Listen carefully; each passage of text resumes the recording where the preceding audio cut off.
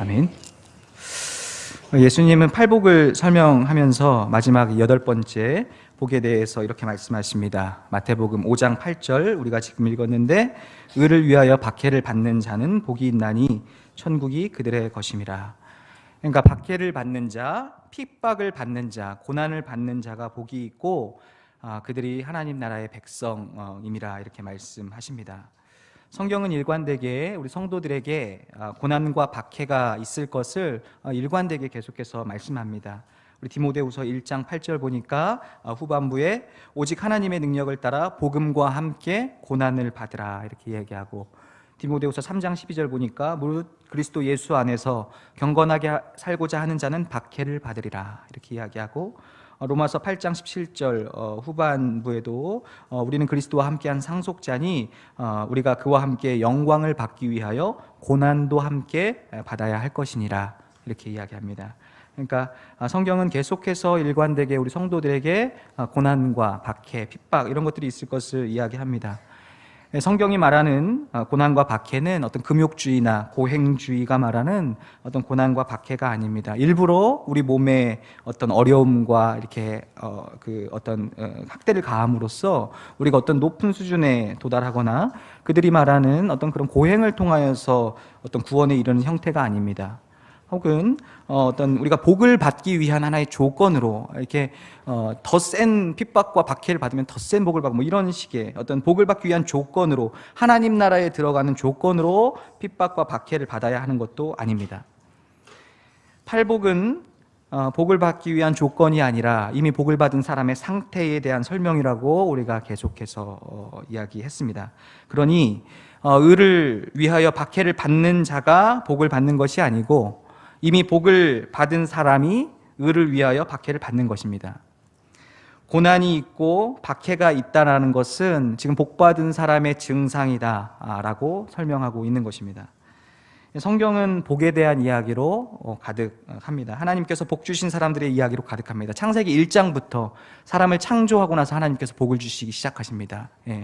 그리고 우리 시편도 복 있는 사람은, 이렇게 시편이 시작하고, 예수님의 첫 설교인 산상수훈도 팔복, 이 복의 이야기로 이제 여시는 겁니다. 그렇다면 과연 복이 무엇일까요? 여러분, 무엇이 복이라고 생각하십니까? 여러분은 어떤 복을 받기 원하십니까? 아니, 우리는 복을 받아야 하는 자들입니까? 이미 복을 받은 자들입니까? 성경이 말하는 복은 과연 무엇인가? 구약에서 이스라엘 백성들은 어떤 바알과 아세라와 같은 그 우상들을 섬길 때 그들을 어떤 그 우상들을 통해서 그들의 행복, 그들의 안전, 그들의 부유와 만족함이 보장된다라고 생각했습니다. 그러나 하나님은 선지자들을 보내셔서 너희가 섬기는 그 이방 우상들이 너희의 행복과 안정과 부요함을 보장하지 않는다, 그것들이 너희를 구원할 수 없다라고 누누이 계속해서 이야기합니다. 너희들의 행복과 안정과 부요함이 어디에서 나온다? 하나님에게서 나온다. 그 이야기를 계속 하고 있는 것이죠. 오늘날도 동일하게 돈과 명예와 좋은 집안과 인맥과 힘과 건강이 나를 구원할 수 없다, 그것들이 내 영혼의 행복과 안정과 부요함을 보장하지 않는다. 너희의 행복과 안정과 부요함은 어디에서 나온다? 하나님에게서 나온다. 하나님이 계시면 된다, 그 얘기를 하는 겁니다. 하나님 외에 어떠한 소망이 없다. 이것을 아는 것이 복입니다. 여러분, 하나님이 복이십니다. 하나님의 사랑을 받고 있는 것이 복입니다. 하나님의 백성 된 게 복입니다. 그러므로 하나님의 백성 된 자들은 이미 그 복을 받은 자들인 것입니다. 성경은 이렇게 복 받은 자들에게 박해와 고난이 있을 것을 말합니다. 고난과 박해가 없는 것이 복이 아니고 고난과 박해가 있는 것이 복 받은 것이다, 이렇게 말합니다. 일제 치하 속에서 서로 다른 방식으로 살아가던 두 그룹의 어른들이 있었던 것을 알고 있습니다. 일본이 요구하는 방식대로 살아가는 그 어르신들이 있었고, 반대로 일본의 이렇게 반대로 나라의 독립을 위하여서 일본에 저항하면서 살아가시던 그 어르신들이 있었습니다. 다른 말로 이야기하자면 자신의 안위를 위하여서 살아가던 어떤 어른들이 있었고, 조국의 안위를 위하여서 살아가던 이들이 있었던 것이죠. 일본의 통치하에서 일본의 법과 통치를 받으면서 일본이 요구하는 방식으로 살면 아무런 문제가 되지 않지만 그 일본의 통치 안에서도 조선의 주권을 인정하고 조선의 법과 통치와 원리대로 살아가면 그러면 당연히 핍박이 따를 수밖에 없습니다. 우리는 세상 속을 살아가지만 세상의 원리와 방식이 아니라 하나님 나라 백성이 되어서 새로운 원리, 새로운 방식으로 살아가는 이들이 되었습니다. 여전히 세상의 원리를 따라가면서 살아간다라면 큰 어려움 없이 살 수 있겠지만 이 세상 법과 세상 통치가 있는 가운데서 하나님의 나라의 원리와 하나님의 방식, 하나님의 말씀을 따라 살아간다라면 박해는 불가피한 것이라고 밖에 할 수가 없겠습니다. 우리 요한복음 15장 19절 말씀에 이렇게 이야기하는데요, 우리 다 같이 한번 읽어보도록 하겠습니다. 시작. 너희가 세상에 속하였으면 세상이 자기의 것을 사랑할 것이나 너희는 세상에 속한 자가 아니요 도리어 내가 너희를 세상에서 택하였기 때문에 세상이 너희를 미워하는. 적당히 신앙생활하고 있으면 우리 핍박은 없을 수도 있습니다. 그러나 하나님의 말씀을 따라가고 있다라면, 하나님의 나라의 방식과 원리로 살고 있다라면 고난과 박해를 만나는 것이 어쩌면 더욱더 자연스러운 일이다라고 할 수가 있겠습니다. 1세기의 교회의 역사를 보면 핍박과 박해의 역사라는 것을 우리가 잘 알고 있습니다. 초대교회 공동체는 크게 두 가지 형태의 박해를 받게 됩니다. 먼저는 외부에 의한 핍박입니다. 로마에 의한 압제입니다. 로마 황제만을, 당시에 이 팍스 로마, 가장 강력하게 로마가 뻗쳐나가고 있는, 통치하고 있는 고대 근동과 유럽의 상황에서 로마 황제만을 주로 고백해야만이 살 수 있는 그 시대 속에서 예수 그리스도를 주로 고백하면서 그 신앙을 지킴으로써 받는 대가가 매우 컸습니다. 서신서들의 대부분이 사실은 그러한 박해받는 성도들을 향하여서 사도 바울이 보내고 있는 서신들이죠. 그 성도들은 십자가에 못 박혀 죽기도 하고 톱으로 켬을 당하기도 하고, 이 연회 때에 이렇게 글을 보니까 사람을 묶어놓고 이렇게 불을 붙여가지고 땔감으로 기독교인들을 땔감이 돼서 살아있는 사람을 이렇게 태워서 죽이는 그런 기록들을 우리가 볼 수 있습니다. 이것이 세상에 대한 박해입니다. 로마 황제를 주로 고백하지 않고 예수 그리스도를 주로 고백하는 그 신앙을 지키다가 받는 박해들인 것이죠. 뿐만 아니라 예수님을 믿는 초기 기독교 공동체는 같은 동족들에 의한 어떤 핍박들이 있었습니다. 같은 동족, 유대교 동족들이 핍박과 위협을 받았던 것을, 그런 증거들을 우리가 볼 수가 있습니다. 스데반이 돌에 맞아 죽을 때 주도했던 사람은 바로 그 바울 되기 전 그 사울이었죠. 예. 같은 동족이 스데반이 이제 돌에 맞아 죽이는 것을 이제 주도했던 것입니다. 바울이 이제 예수님 만나고 이제 전도 여행을 갈 때에도 바울을 계속해서 전도 여행에 쫓아다니면서 죽이려고 했던 사람들, 사도행전에 보면은 이제 사도 바울이 이제 돌에 맞아 갖고 죽을 뻔했던 적이 여러 번 있잖아요. 그렇게 죽이려고 했던 사람들이 외부 사람들이 아니라 바로 유대인들이었습니다. 같은 동족들이 사도 바울을 죽이려고 했던 것이죠. 그러니 같은 동족이었던 유대인들은 단순히 교리적 문제만을 가지고 교회를 위협한 것이 아니라 실질적으로 물리적 폭력을 가지고 교회 공동체를 위협했던 것을 볼 수가 있습니다. 그러니까 세상과 그 동족들에게 그 어떤 핍박을 받았던 것들을 우리가 확인할 수가 있습니다. 우리는 다행인지 불행인지는 모르겠지만 이제 그 신앙을 지킴으로 인하여서 그 정도의 거친 어떤 박해는 없는 세상과 그 나라 안에서 우리가 지금 살고 있습니다. 그러나 강도는 다르지만 우리도 이 세상 속에서 하나님의 백성의 원리로 살아갈 때 다양한 형태의 박해가 있을 수 있는 것이죠. 박해라는 것은 꼭 감옥에 들어가야 되거나 심각한 고문을 받거나 생명을 잃어야 하는 형태인 것은 아닌 것이죠. 오늘 본문 10절에 보니까 의를 위하여 박해를 받는 자는 복이 있나니 천국이 그들의 것이며 설명하면서 11절 12절에 이제 추가를 하죠. 11절을 제가 읽어보겠습니다. 나로 말미암아 너희를 욕하고 박해하고 거짓으로 너희를 거슬러 모든 악한 말을 할 때에는 너희에게 복이 있나니. 그러니까 의를 위하여 박해를 받는다는 것은 어떤 물리적으로 심각한 수준의 어떤 박해만을 말하는 것이 아니라 예수님으로 인하여서 사람들한테 욕먹고 거짓으로 모함당하고 어떤 모든 악한 말을 듣게 되는 그런 모든 경우를 말하고 있다고 할 수가 있겠습니다. 물론 이상한 행동을 해서 받는 곤란함들이 있습니다. 그러니까 지금 한국 교회가 받고 있는 그 어려움은 의를 위하여, 예수님을 위하여 핍박을 받는다라기보다 상식이 없고 자기의 이권을 위하여 어떤 추한 모습을 보이다가 겪는 곤란함들이 더욱더 많이 있다라고 할 수가 있겠습니다. 의를 위하여, 하나님 나라를 위하여 예수님의 이름으로 이 신앙을 지키고 있기 때문에 우리에게 어려움이 있다라는 것인데, 이것은 세상이 주는 어려움이 있지만 교회 내에서도 어떤 어려움이 있을 수 있다는 것입니다. 하나님의 일을 열심히 하고 있는데도 무관심할 수 있고, 또 거짓말하고 모함당할 수 있고, 욕 들을 수 있고, 어떤 악한 말을 들을 수 있고, 마음 상하게 하는 일들이 교회 안에서 있다라는 것입니다. 그러나 그때 어떻게 하라? 12절, 그러나 그때 기뻐하고 즐거워하라. 하늘에서 너희의 상이 큼이라. 이 땅에서 그 억울함을 풀거나 사람들이 알아주고 인정해주고 그런 것들을 기대하기보다, 그래야 되겠지만 그냥 그런 일이 있거든, 기뻐하라, 이렇게 성경이 이야기하는 것입니다. 하나님이 알고 계시니 하나님이 상을 주실 것이다. 여기서 상을 받으면 하늘에서는 상이 없는 것 아닌가. 그러니 하나님의 일을 하다가 겪는 어려움이 있거든, 기뻐하고 즐거워하라. 하나님이 기억하시고 하나님이 상을 주실 것이다. 이 땅에서 인정받고 성과를 내고 상 받으려고 하지 말고, 하나님이 시키신 것 무엇인 줄 알아서 그거 묵묵히 하다가 아무도 알아주지 않고 그거 맨날 일도 안 되고 핍박만 받을지라도 그때 오는 핍박과 애꿎은 모함이나 어려움도 묵묵히 감수하고 오히려 기뻐하라, 이렇게 이야기합니다. 그거 하나님이 갚아주신다, 이렇게 성경이 말하는 거죠. 신학교를 다니면서 제가 신학을 멈추고 사업할까? 이런 생각, 그냥 학원 일을 계속 할까? 이런 생각 여러 번 했습니다. 그 중에 진지하게 신학을 멈추고 다른 일을 좀 알아봐야 되는 거 아닌가, 이런 생각이 들었던 때가 있습니다. 이제 아마 그 2학년 때였던 것 같은데, 그 김지찬 교수님, 그 구약 가르치던 선생님인데, 그분이 저희들한테 이렇게 말씀하셨던 것 같아요. 복음을 위해서 죽을 각오가 없는 사람들은 집으로 가라, 이렇게 얘기하십니다.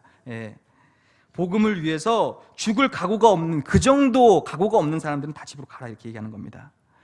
다들 아멘 했지만 저는 곰곰이 생각해 보니까, 저는 하나님이 진짜 좋고 진리의 풍성함을 배우는 일이 너무너무 행복했습니다. 그런데 제가 복음을 위해서 죽을 수 있을까? 이런 생각을 했습니다. 내가 복음을 위하여 정말 죽을 각오가 있는가? 저한테 굉장히 심각한 고민이었습니다. 왜냐하면 굉장히 존경받고 있는 교수님이고, 저도 굉장히 존경하는 교수님이었기 때문에, 그런 교수님께서 그렇게 말씀하시면 이게 뭐 정말 가짜가 되어서는 안 되는 것 아닌가, 정말 죽을 각오가 돼야 가는 거 아닌가, 이런 생각을 아주 깊이 했었던 것이죠. 그래서 뭐 선배들이나 목사님들 찾아가서 이런 얘기 많이 나눴던 것 같습니다. 복음을 위하여 죽을 각오가 있어야 정말 바른 주의 종 아닌가, 나는 이제 돌아가야 되는 건가, 정직하게 고민해야 하는 때가 있었습니다. 오늘 말씀은 단순히 목회자들만이 아니라 하나님의 백성이 된 우리 모두에게 의를 위하여 박해를 받을 것을 요청합니다. 여러분, 의를 위하여 박해를 받을 각오가 되어 있으십니까?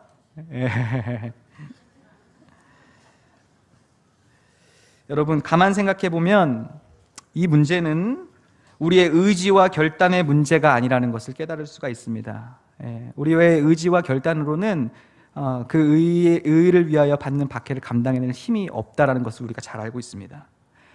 의를 위하여 죽을 각오를 해야 하는 것이 먼저가 아니고, 우리가 받은 복의 아름다움과 은혜에 감동될 때에 우리는 자연스럽게 의를 위하여 박해를 받을 수 있는 존재가 되는 것입니다. 여러분, 사랑에 빠져보셨죠? 사랑에 빠졌을 때 어떻게 하죠? 그 사람만 있으면 되는 겁니다. 그죠? 그 사람만 있으면 아무것도 없어도 다 뺏겨도 모든 것을 다 가진 것 같은 것, 그게 사랑에 빠졌다라는 증거죠. 그 사람만 있으면 되는 거고, 그 사람만 있으면 밥을 안 먹어도 배부르고 넉넉하고, 자동차 이렇게 끼어들기 해도 이렇게 웃으면서 끼어들게 이렇게 해주죠. 손해봐도 좋고, 누가 나를 이렇게 욕해도 뭐 그럴 수 있지, 뭐 이렇게 뭐 사정이 있겠지, 이렇게 얘기하는 거죠. 왜 그렇죠? 그 사람이 있으니까. 사랑하는 그 사람만 있으면 되니까, 그 사람이 있으니까 다른 어떤 것들은 나를 요동시킬 수 있는 어떤 조건이 되는 것이 아니죠. 그런데 게다가 만약 그 사랑하는 사람을 위하여서 내가 고생하고 어려움을 당해야 된다? 그건 고통이 아니죠. 그건 영광이고 그건 기쁨이 되는 것입니다. 오늘 본문은 이런 그림과 이런 방향성을 가지고 이해하면 더욱더 풍성하게 이해될 수 있을 것이라고 생각합니다. 여러분, 우리는 복을 받아야 할 자들입니까? 아니면 복을 받은 자들입니까? 우리가 가진 복은 무엇입니까? 여러분, 우리가 가진 복의 가치는 어느 정도입니까? 여러분, 뭐가 복이라고요? 하나님이 복이십니다. 하나님께 붙들림 받은 인생이 된 것이 복입니다. 그분의 사랑을 받고 있는 것이 복입니다. 하나님의 백성이 된 것이 복입니다. 하나님만 있으면 되는 사람이 되는 것입니다. 뭐가 더 있어야 되는 것이 아니고 하나님만으로 만족하고 배부른 사람이 되는 것입니다. 여러분, 그러니 이제 그것을 깨달은 성도는 이제 복을 찾아서 헤매이는 발걸음을 멈추는 것입니다. 어떤 목사님이 이런 말씀하셨는데 너무 멋있었어요.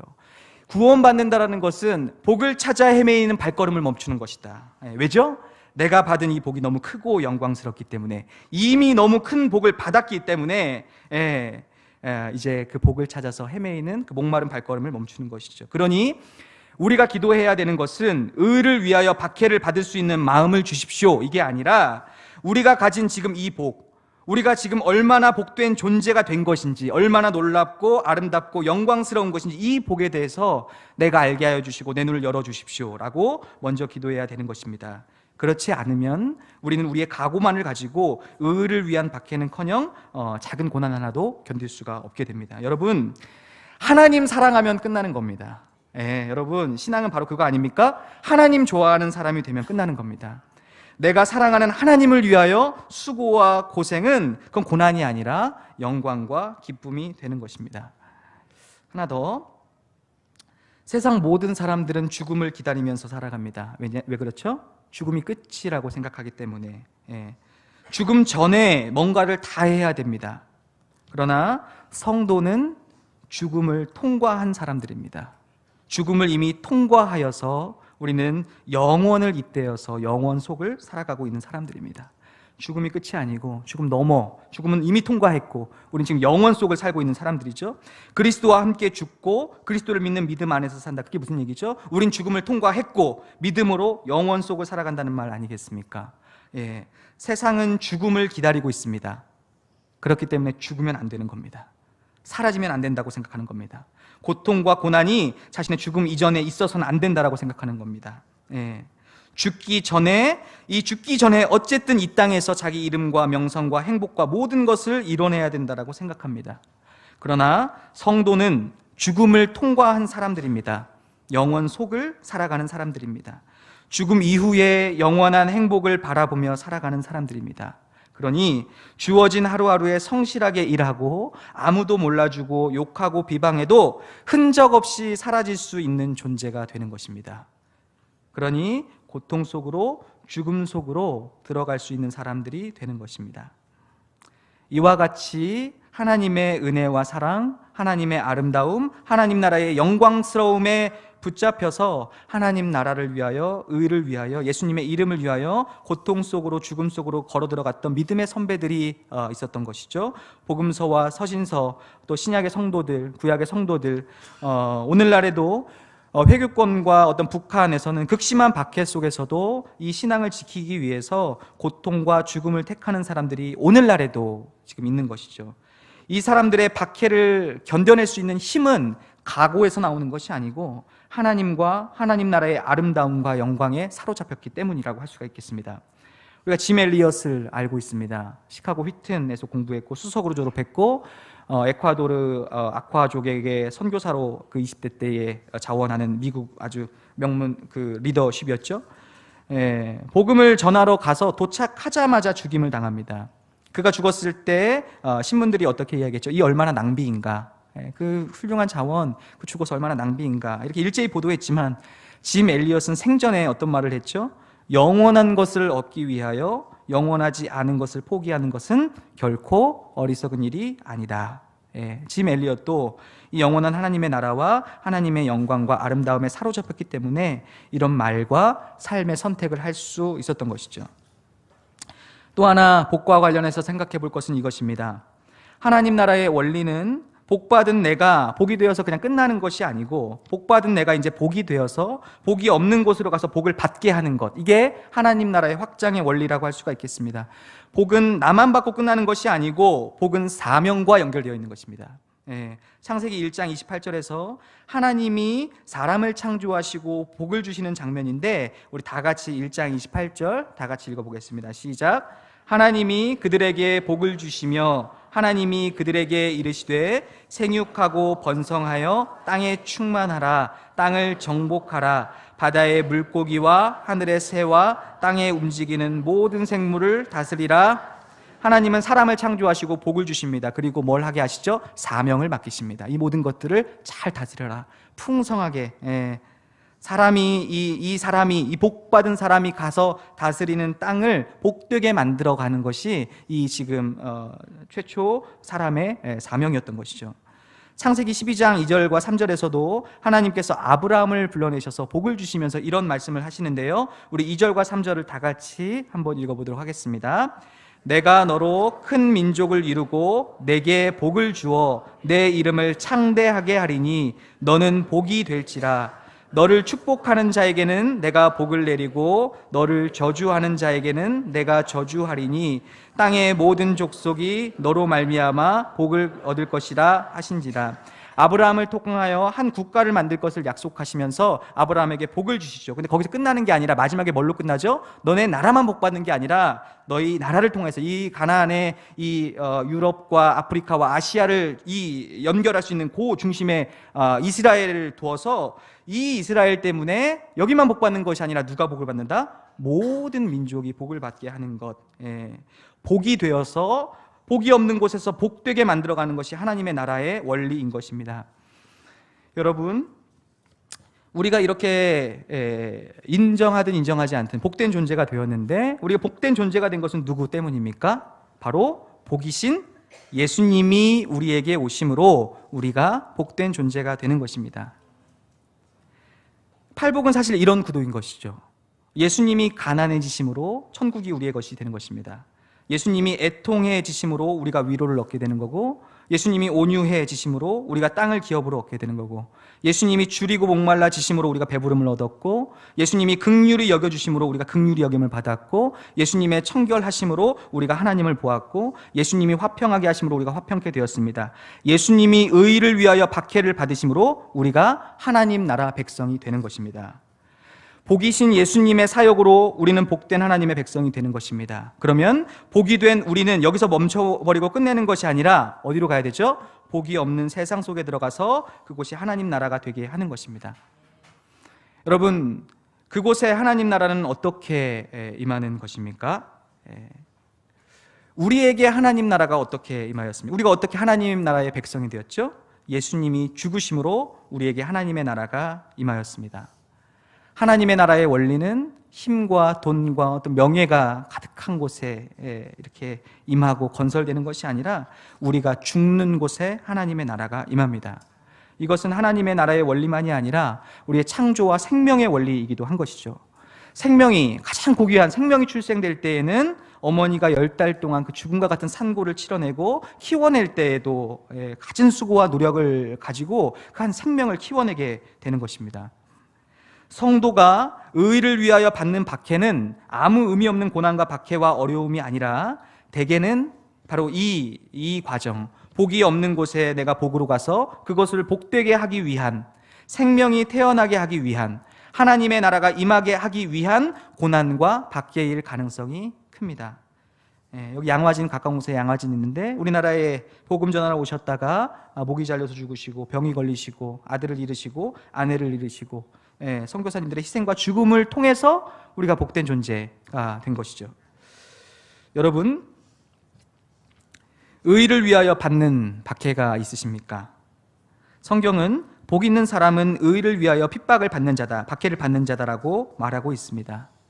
혹시 의를 위하여 오늘 박해를 받고 계십니까? 예수님으로 인하여 욕을 먹고 모함을 당하고 악한 말을 듣고 계십니까? 성경은 기뻐하고 즐거워하라고 가르칩니다. 그들은 참으로 복이 있는 사람들이기 때문입니다. 여러분, 무엇이 복입니까? 내 삶에 하나님이 계심을 아는 것, 그 하나님이 나를 사랑하시는 것, 그 하나님이 지금 내 삶을 붙들고 일하고 계시는 것, 그것을 아는 것, 그분과 영원히 사는 천국 백성이 되었다는 것, 그것을 아는 것이 복을 받은 것입니다. 여러분, 그러니 우리는 복을 받은 자들입니다. 오늘 우리가 만나는 당황스러운 현실들, 그러나 가만 보면 그 안을 잘 들여다보면 우리가 만나고 있는 그 원하지 않지만 겪게 되는 당황스러운 현실들은 내가 의지하고 붙들고 있는 그것, 내가 복이라고 여겼던 그것이 나에게 구원을 주는 것이 아니구나. 내가 목말라 하고 있는 그것이 나를 배부르게 하지 않는구나. 그것이 복이 아니구나. 예. 내가 지금 얼마나 큰 복을 갖고 있는지를 오히려 깨닫게 하는 과정이 바로 우리가 당하고 있는 오늘의 현실이 아닐까 생각이 됩니다. 여러분, 예수님 믿는 게 진짜 복이라는 거 우리가 다 알고 있습니다.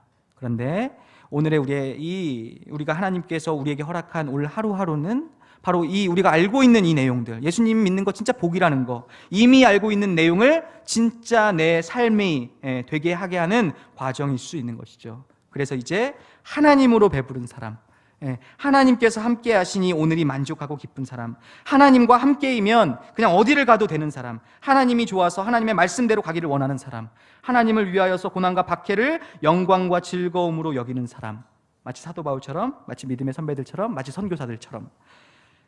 여러분, 어떤 은퇴를 앞둔 사모님이 이런 말씀을 하셨다라는 이야기를 들었습니다.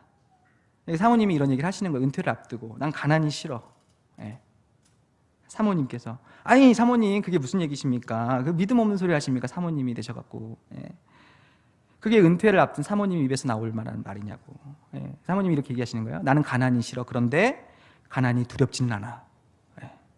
여러분, 믿음이 있든 없든, 복을 깨닫든 안 깨닫든 가난은 여전히 불편하고 여전히 싫은 것입니다.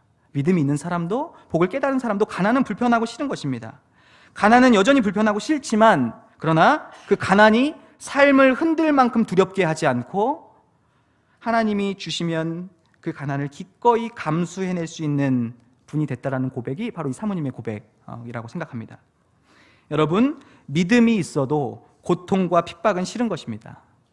고통과 핍박은 언제나 힘들고 아프고 피하고 싶은 것입니다. 그러나 오늘 말씀처럼 우리가 가진 복이 너무 크고 아름답고 영광스럽기 때문에 예수 그리스도로 인하여 받는 비방과 박해와 고난을 감수할 수 있는 자의 어떤 삶을 이렇게 감수할 수 있게 되는 것입니다.